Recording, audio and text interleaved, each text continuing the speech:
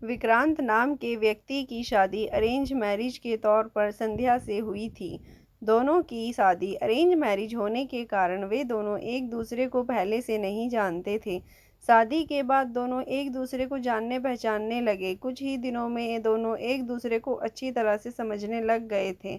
जब दोनों में अच्छी तरह से पहचान हुई, दोनों एक दूसरे को समझने लगे, तो विक्रांत को लग रहा था कि उसे एक बेहतर पत्नी मिली है, क्योंकि उसे पूरी तरह से समझने के बाद उसे समझ में आ गया था कि लव मैरिज करना कोई ज़रूरी नहीं है, अरेंज मैरिज में भी अच्छी पत्नी मिल जाती है।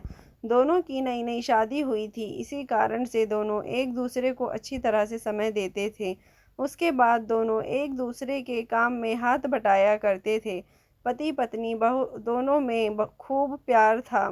अब उसकी पत्नी भी विक्रांत को समझ गई थी और उसे किसी भी प्रकार का कोई काम या किसी प्रकार की कोई सामान की ज़रूरत पड़ने से पहले ही उसकी पत्नी उसे उसके सामने हाजिर कर देती थी। एक दिन विक्रांत अपने दोस्त सूरज को अपने घर दावत पर बुलाता है। देव और संध्या के प्यार को देखकर सूरज बोल उठा, तुमने तो अरेंज मैरिज की है, लेकिन तुम्हारी पत्नी बहुत ही अच्छी है।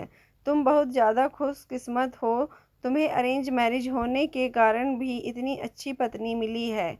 एक दिन विक्रांत अपनी पत्नी से कहता है कि तुम जाकर तैयार हो जाओ, हम लोग कहीं घूमने जाने वाले हैं। इतना सुनकर उसकी पत्नी संध्या कहती है कि आपने तो बिल्कुल अच्छा कहा जी, बहुत दिनों से हम लोग कहीं घूमने नहीं गए, अच्छा हुआ आज आपने बोल दिया, हम लोगों का मन नहीं लग रहा था, चलो कहीं घूम कर आते। दोनों एक कार में बैठकर घूमने के लिए निकल पड़े। रास्ते में जब हाईवे पर गाड़ी जाती है तो एक बड़ी गाड़ी में टक्कर होने के कारण दोनों दुर्घटनाग्रस्त हो जाते हैं। विक्रांत को जब होश आता है तो वह हॉस्पिटल में था। जैसे ही होश में आता है वह अपनी पत्नी को ढूंढने लगता है। तभी वो अपनी पत्नी को ढूंढते ढूंढते दूसरे कमरे में चला जाता है।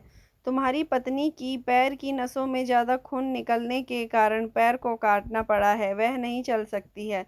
इतना सुनते ही संध्या की आंखों में आंसू आ जाते हैं और कहती है कि मैं तो आपके ऊपर अब बोझ बन गई हूँ।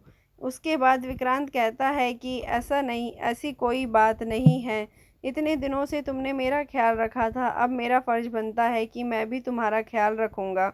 अब दोनों साथ मिलकर अपने घर की तरफ रवाना हुए। दूसरे के बिना ना रहने की कसम खाई थी। फिर उसके बाद वह अपनी जॉब को छोड़कर घर से ही वर्क टू होम किया करता था, साथ ही घर रहकर अपनी पत्नी की मदद किया करता था। इसी तरह एक दिन फिर सूरज, विक्रांत का दोस्त, उसके घर आता है। तुम तो अब घर के काम करने लगे हो, तुम बहुत अच्छे बिजनेसमैन हो, तुम अपनी ज़िंदगी क्यों बर्बाद कर रहे हो? एक लड़की के कारण तुम अपनी दूसरी शादी कर लो, चाहे तो इसे भी अपने पास ही रखो, लेकिन तुम कंपनी में चलो, काम करो।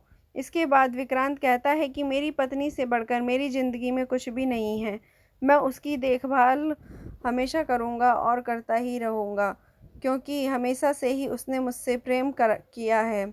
और तुमने मुझसे कहा था कि तुम्हारी पत्नी बहुत अच्छी है, तुम अब बहुत खुशकिस्मत हो, तुम्हें ऐसी पत्नी मिली है। फिर आज क्या बात है कि तुम इस प्रकार की बातें मेरी पत्नी के लिए उपयोग कर रहे हो? इसके बाद विक्रांत कहता है कि मेरी पत्नी से बढ़कर मेरी ज़िंदगी में कुछ भी नहीं है, मैं उसकी देखभाल हमेशा करूँगा और करता ही रहूँगा। आखिरकार जितने दिन उसने मेरी मदद की है, मेरा भी फ़र्ज़ बनता है कि मैं उसे ज़िंदगी भर मदद करता रहूँगा। इतना सुनते ही पीछे से पत्नी भगवान से प्रार्थना करती है कि भगवान, आपने मुझे इतना अच्छा पति दिया है, मैं भी इसका शुक्रिया कैसे अदा करूँगी।